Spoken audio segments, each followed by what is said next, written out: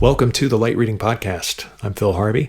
Today on the podcast, I'm joined by Kelsey Ziser, my light reading colleague, and we will be interviewing Mari Silbey, the Senior Director of Partnerships and Outreach for US Ignite. And US Ignite is a nonprofit that is dedicated to accelerating smart cities here in the US and connecting government agencies and government resources with municipalities, the private sector, universities, and just bringing it all together and hopefully getting us a little bit closer to a really cool connected future. On this podcast, we'll be talking about an evolution that's happening in how rural communities are able to supply broadband. In the past, there's been sort of the traditional approach of, the private sector takes care of it, so the telcos will come in and build broadband networks and profit from them, or the municipalities, the cities themselves will own the broadband and they'll supply it. Sometimes that doesn't work out for either party to own 100% of that problem and or opportunity. So Mari's going to talk about a few different approaches, and she actually has some examples based on some new research that US Ignite has helped provide. You'll find out what those new possibilities are right after this break.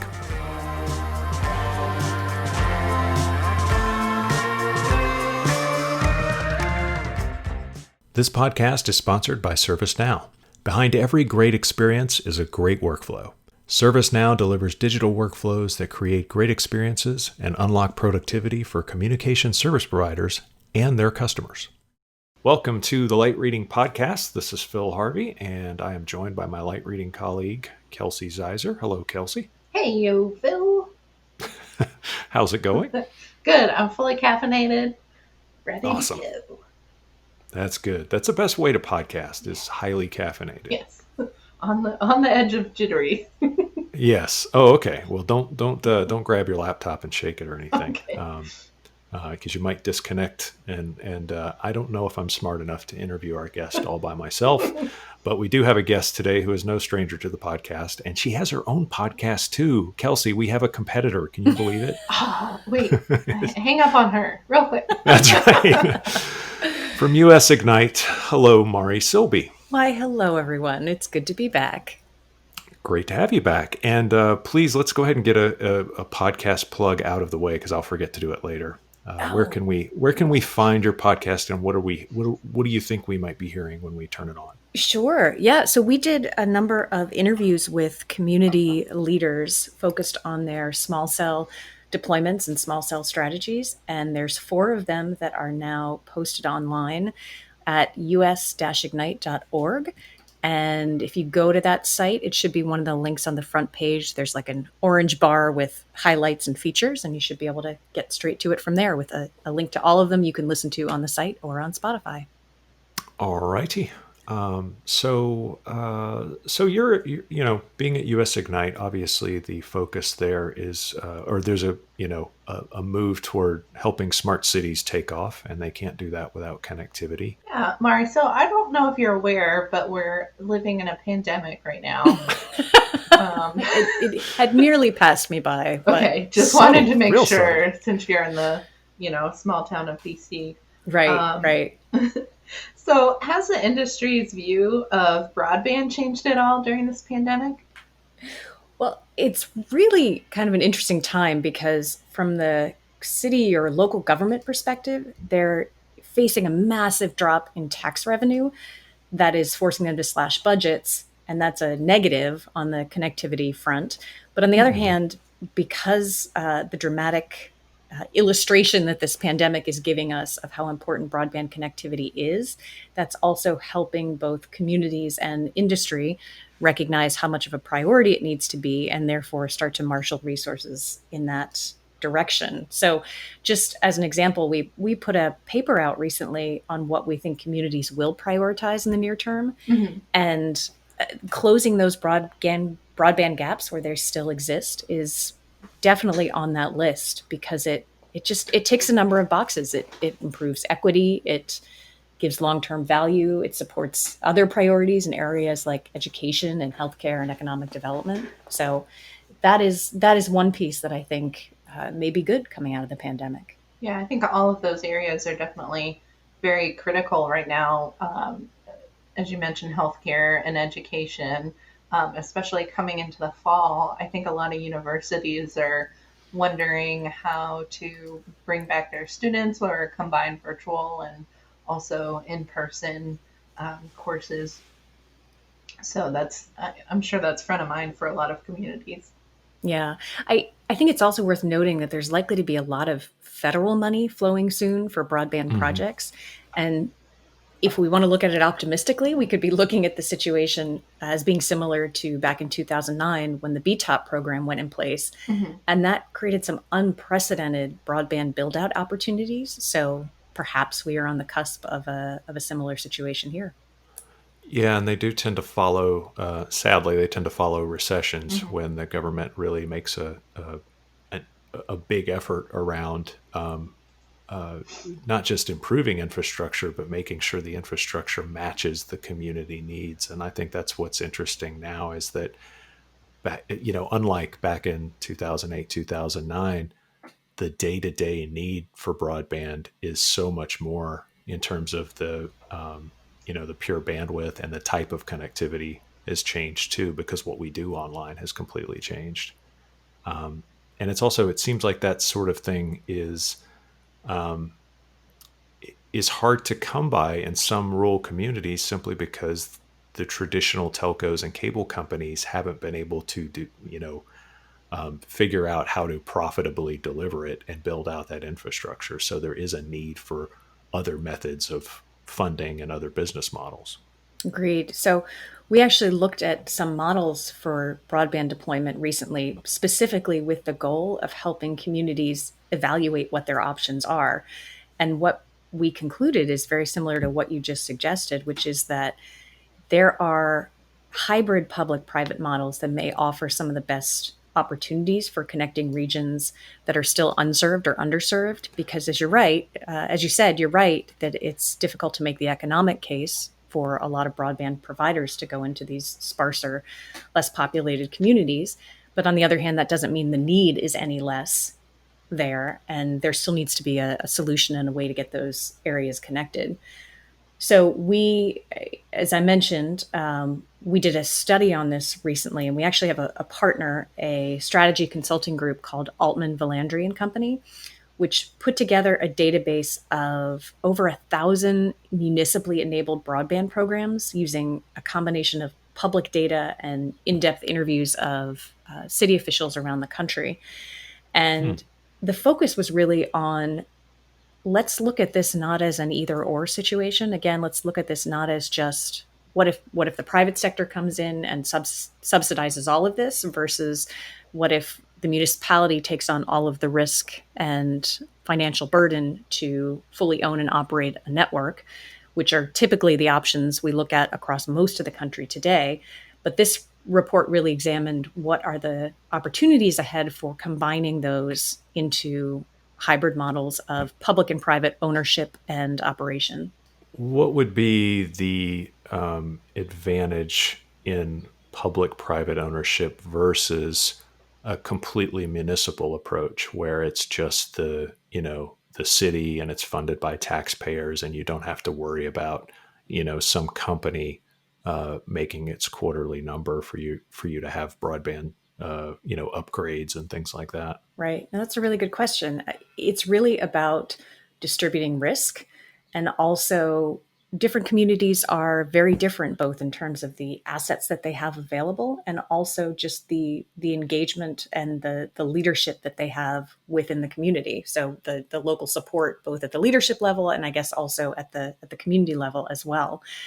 So by again distributing the risk and distributing where the burden goes across both public and private entities, that can be a solution where either there's not a lot of capital, or there's not a good way for a private company to come in and make a business model case on their own. Did your study also identify specific areas in the U.S. where, that they would definitely need to build out broadband more? Is like the Midwest more effective, for example? Well, there's certainly stats and maps in the study. And by the way, we'll have that report available in the next few days or possibly early next week. What's interesting is it's actually, there are problems throughout the country. So I wouldn't really highlight a particular region, although certainly you understand that in rural areas, the case is more difficult to make. But what I'd really focus on is what those public-private partnerships can look like. Mm-hmm. And the way the report breaks it down is three specific models separate from fully public or fully private. And one is where everything is publicly owned but privately serviced. And a good example of that, if anybody knows, in Westminster, Maryland, they contracted with Ting to come and deploy broadband and operate the network, but at the same time, the city actually maintains all ownership of those assets. Mm-hmm. So that's a really interesting case study. And then two other ones, one where there's hybrid ownership of the assets. So in Lincoln, Nebraska, as an example, they can't own the fiber networks for delivery of consumer broadband service, but they can own the conduit. So they invested in laying out lots and lots of conduit throughout the area, and then have had private ISPs come in and actually deploy the fiber. And it's less expensive for them, but at the same time, they still have the ability to generate that revenue through those broadband network services. Mm-hmm. And then the last, real quick, and then I'll let you jump in. Okay. The last model that I think is really interesting because it's not very common here in the US, but it is more common in Europe, is one where a city contracts with a third party, a private sector company of some sort that is not an ISP, but that essentially acts as the advocate, as a private developer of the network, and then opens it up for open access to the actual broadband service providers. So there is, recently, the city of Fullerton, California, actually lit up, I think it was last week, a company called Sci-Fi Networks lit up fiber in a particular region, and now there are at least two service providers who consumers can go to and say, "Hey, I want to buy your broadband service that you're using this open access network for." Mm-hmm. So that's been, again, not very common here, but we think it's a very interesting model for communities that are looking ahead at what, if they haven't been successful yet in getting everybody served, this is a very viable option. Are there any downsides to any of those models, or do you feel like one is more popular than the others? Again, none of them are really what I would say is called popular at this point, but they are options for the places where nothing has worked so far, or nobody has been able to push the needle far enough in terms of connectivity. In terms of what's best for one community or another, the way this report lays it out is it has a matrix of different factors that communities should consider. And again, it's things like how much capital is available, what existing infrastructure is there, how feasible is it to bring in private partners, because for some communities it's not feasible, but for others it is. And if you look across this whole matrix of factors, that will help communities decide what's the best model to get their citizens connected. Okay. Love a good matrix. Yeah. Not just the movie. Yeah. Yeah. Can we get Keanu Reeves involved in this somehow? I've asked him to come, play a cameo in our upcoming film, but no response yet. Boy, yeah. If you go from podcast straight to major market films, I'm going to wonder. I'm going to have more questions about US Ignite funding than I already do. How about in the example where you're talking about the city owning the conduit but not supplying the fiber? Yeah, is that a scenario where the city treats that as like a real estate asset and leases it? Or is that something where they get paid incrementally, like every time a service is sold, they get a little bit of money because it's the cost of delivering the service? I'm curious as to how they structure stuff like that. I'm not even sure if that's something you would know. I don't remember off the top, although I'm sure the nice thing about the report is it does give some very specific case studies, including that one. Okay. But I believe it is they're essentially leasing it as real estate, but I wouldn't swear to that. So that's worth following up on to check those details. Well, I guess all these things have in common is that the city and private industry aren't fully on the hook for, the deployment, the infrastructure, and all the expense involved. Is that safe to say? Exactly. One of the ways we think about it is calling it municipally enabled because very, very much believe that the private sector has a huge role to play and by the way, is responsible for 90+% of all the connectivity in well served communities today. But if you think about it as municipally enabled, it's really the idea of the city or the community needs to take an active role in figuring out what's the best way, what's the best strategy for getting their citizens connected. And a lot of times that means they do take an active role, but how much of an active role, again, kind of depends on what their individual situation is. Is there a case to be made for municipally enabled broadband, even in cities that have lots of, you know, private industry already active and so and already competitive?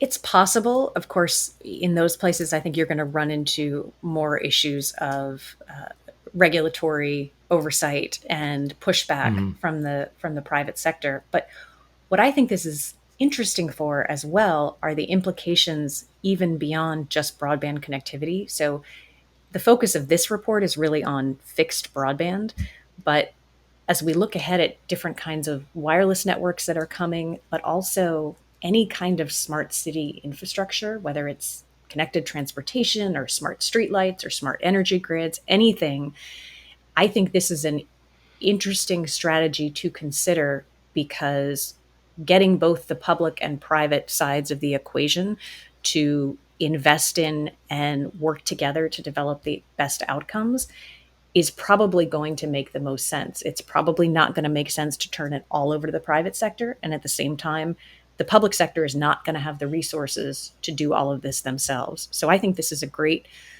lens to look at broadband development through, but I also think it's a really good way to think about the future of smart city infrastructure.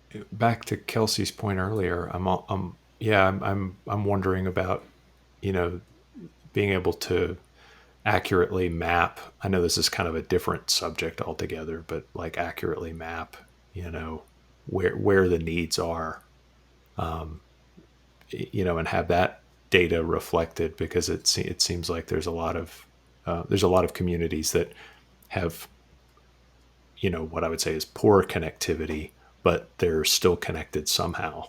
And, it seems like the municipality would be in the best possible position to serve those citizens Yeah. versus private industry, which is kind of just relying on it. Like, how much investment can I, get out if I build this network or I put this, uh, I'm trying to think of names of telecom gear things now, and I can't even do that. It's pandemic I'm not as brain. caffeinated as Kelsey was.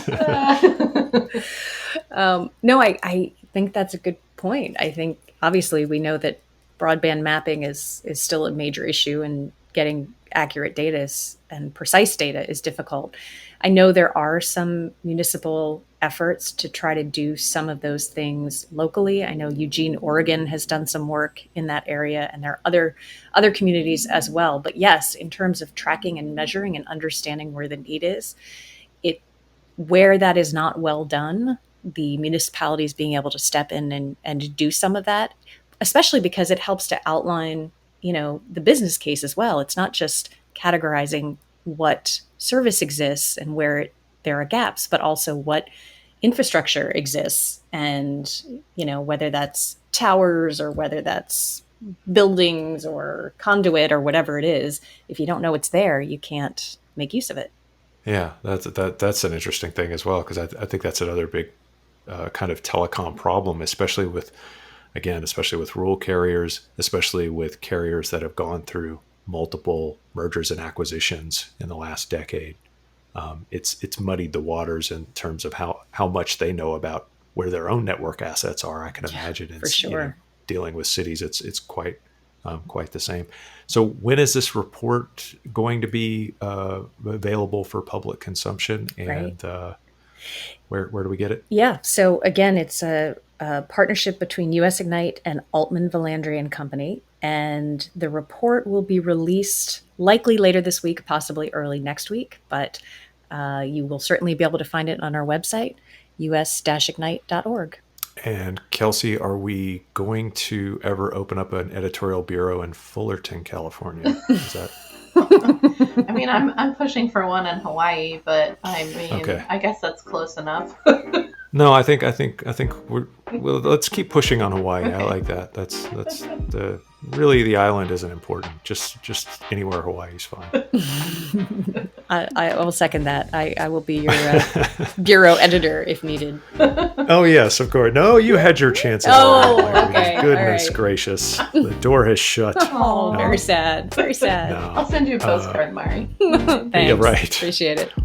We do appreciate you taking a bit of time and explaining to us how we can get more people online somehow. I know it's not a direct link, but it definitely helps. Well, thanks for having me.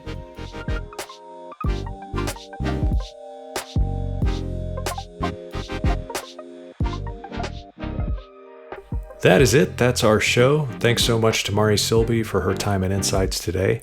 Thanks to Kelsey for doing what she do. Thanks to our producer, Tien Fu, because if it weren't for him, you wouldn't hear any of this.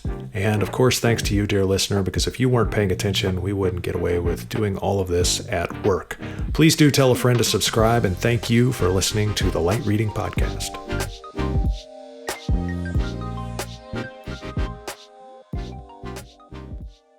This podcast is sponsored by ServiceNow.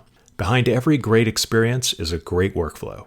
ServiceNow delivers digital workflows that create great experiences and unlock productivity for communication service providers and their customers.